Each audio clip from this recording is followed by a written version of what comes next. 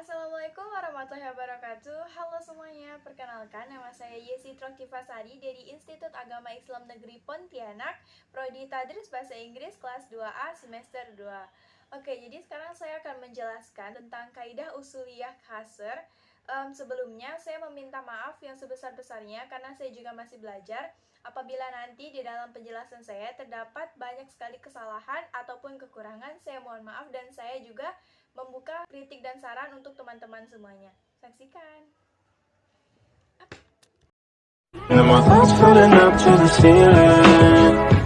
Baiklah, langsung saja kita masuk ke yang pertama, yaitu pengertian dari khas.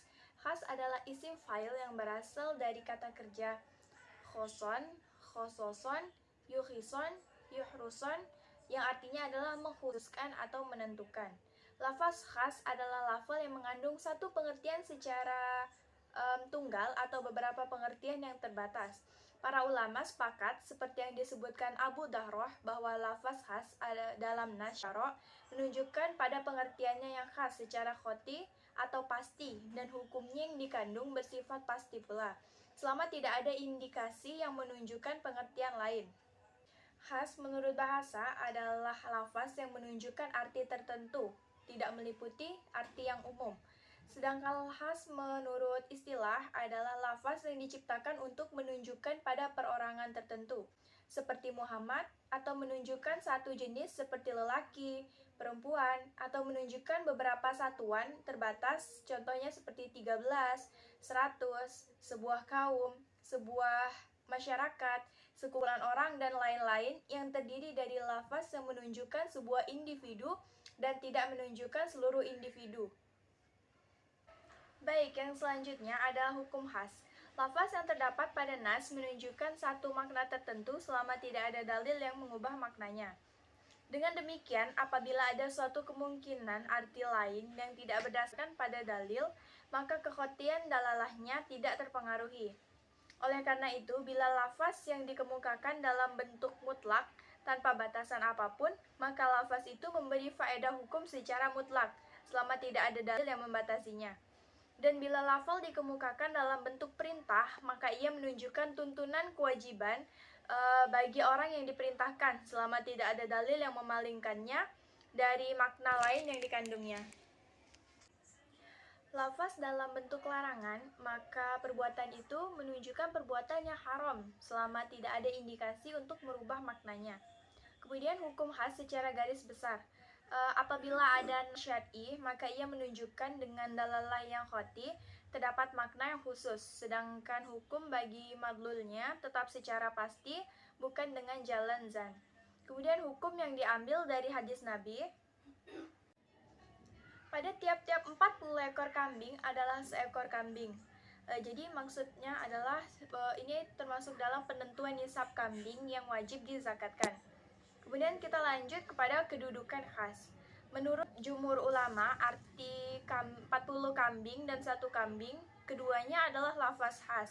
Karena keduanya lafaz itu tidak mungkin diartikan lebih atau kurang dari makna itu sendiri. Jadi kambing adalah kambing, itu sesuatu yang khusus. Kemudian dengan demikian, dalalah lafaz tersebut adalah khoti.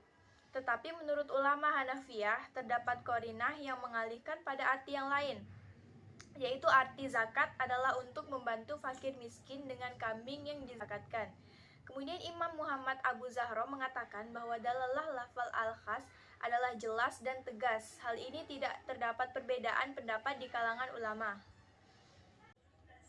Zaki al-Din Sya'ban mengatakan bahwa meskipun lafal khas dalalahnya khoti, tetapi terdapat kemungkinan mengalami perubahan jika ada dalil lain yang dapat dijadikan sebagai alasannya untuk mengubah. Kemudian golongan Syafi'ah mengatakan bahwa lafal khas itu memiliki kemungkinan adanya penjelasan atau perubahan. Mereka menerima kemungkinan adanya penambahan atas lafaz khas yang terdapat dalam Al-Quran dan hadis yang merupakan penjelasannya. Baik, yang selanjutnya ada contoh khas. Yang pertama ada contoh khas dengan penggunaan istina. Istina adalah pengecualian, merupakan pekhususan yang membatasi kata am dan umum. Seperti pada contoh pada firman Allah Subhanahu wa taala pada Quran surah An-Nur ayat 4 sampai dengan 5 yang artinya, Dan orang-orang yang menuduh perempuan-perempuan yang baik berzina dan mereka tidak mendatangkan 4 orang saksi, maka deralah mereka 80 kali dan janganlah kamu terima kesaksian mereka untuk selama-lamanya. Mereka itulah orang-orang yang fasik. Kecuali mereka yang bertobat setelah itu dan memperbaiki dirinya, maka sungguh Allah Maha Pengampun, Maha Penyayang. Kemudian yang kedua adalah lafal khas dengan penggunaan sifat seperti yang ada di atas ini. Lafal allati dzakhaltum bihinna adalah sifat bagi lafaz nisakun, yang maksudnya adalah anak perempuan dari istri yang telah dipergauli, haram untuk dinikahi oleh suami, dan halal bila belum digauli. Kemudian yang ketiga adalah khas dengan penggunaan syarat, seperti dalam contoh Al-Baqarah ayat 180. Kutiba alaikum idza hadara ahadakumul mautu in taraka khairan al-wasiyatu lil walidaini wal aqrabina bil ma'ruf haqqan 'alal muttaqin.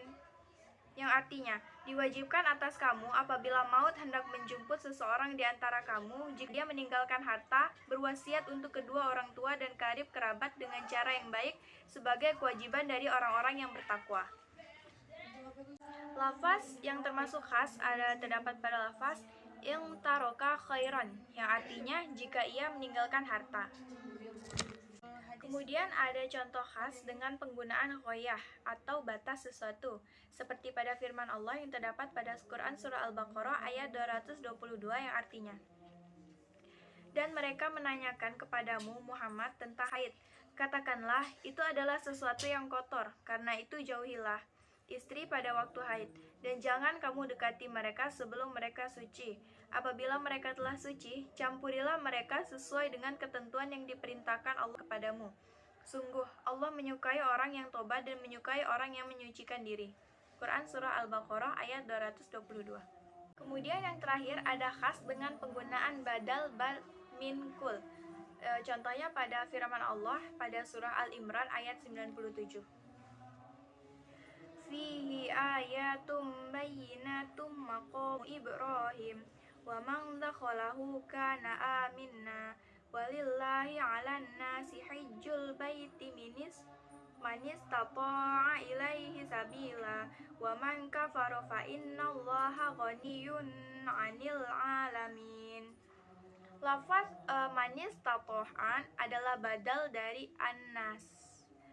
Maka kewajiban haji hanya khusus bagi yang mampu.